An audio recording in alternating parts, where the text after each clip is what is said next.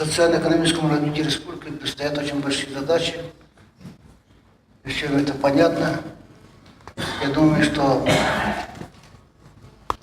сегодня в соответствии с Конституцией Республики Саха-Якутия уйдет в отставку правительство республики и будет сформировано новое правительство. Я думаю, что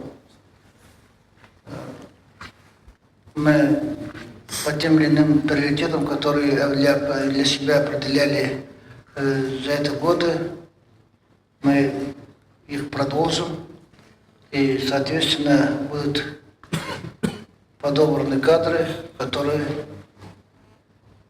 возьмут на себя ответственность по их реализации.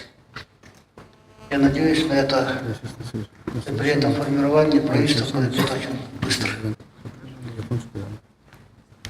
Принцип коней на переправе не меняет, он в основном сохранится.